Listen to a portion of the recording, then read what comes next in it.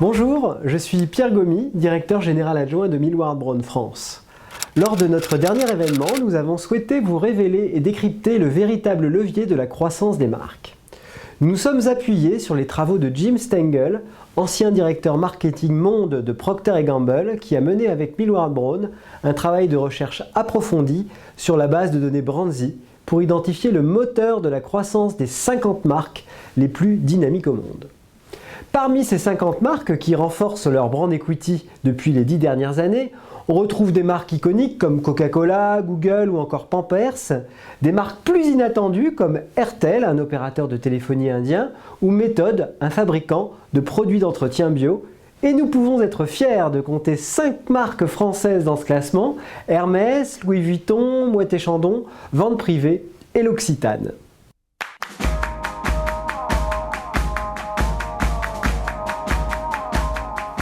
Alors, quel est le point commun entre ces marques?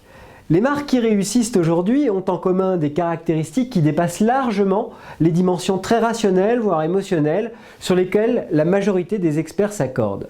Ce qui fait la force unique de ces marques tient de l'idéal qu'elles poursuivent et leur capacité à le déployer aussi bien en interne qu'en externe.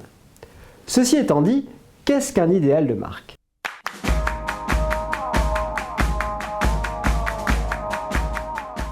L'idéal, c'est un but à atteindre, une balise, une direction à prendre, un concept de perfection vers lequel un entrepreneur aspire lorsqu'il crée ou relance une marque. Cet entrepreneur se distingue en effet du commun des mortels, notamment par sa capacité à rêver et faire rêver en construisant un projet basé sur son propre système de valeurs. Le travail de Stengel montre que l'idéal de marque s'appuie sur 5 valeurs fondamentales humaines. Une marque peut chercher soit à susciter la joie, comme Coca-Cola s'y emploie depuis des décennies, à établir des connexions à l'instar de Starbucks qui est bien plus qu'un café, à inspirer les découvertes comme Pampers qui accompagne les mamans dans le développement de leurs enfants, à évoquer la fierté avec par exemple Hermès qui permet à ses consommatrices ou à ses consommateurs de se valoriser dans leur groupe, et enfin à impacter la société, ce que fait Dove en proposant de célébrer la beauté unique de chaque femme au-delà des stéréotypes. Une fois cet idéal de marque bien identifié ou redécouvert, la marque doit d'abord s'employer à lui donner un rôle central dans la définition du positionnement. Elle doit ensuite s'attacher à en faire la clé de voûte de la culture d'entreprise pour qu'il se diffuse dans le quotidien des missions de chaque collaborateur. Dans un contexte où les architectures de marque sont complexes et les points de contact de plus en plus nombreux, il y a risque de perte de cohérence. L'idéal de marque doit donc être la balise de toutes les communications externes. L'idéal devra enfin être perçu dans toutes les expériences proposées aux consommateurs, que ce soit l'expérience du produit en lui-même, son lieu d'achat ou de consommation, ou encore des événements organisés par la marque.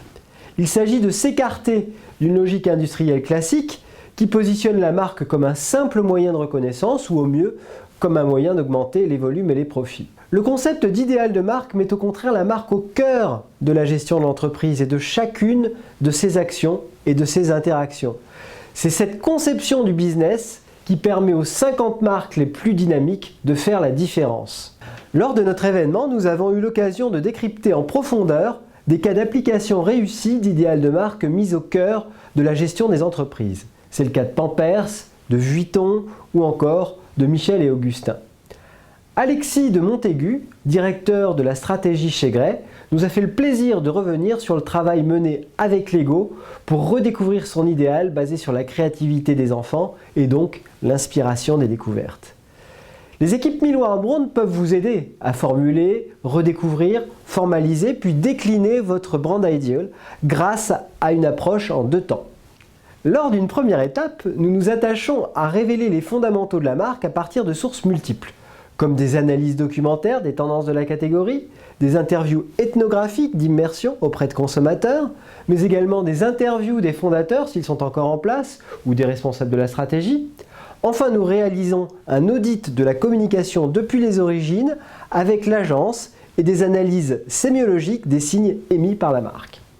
Dans un second temps, nous vous aidons à formuler et à décliner le brand ideal afin de le reconnecter aux motivations des consommateurs. Nous nous appuyons pour cela sur un workshop de 2 jours qui regroupe les stakeholders de la marque, l'agence, des experts et des consommateurs super groupeurs.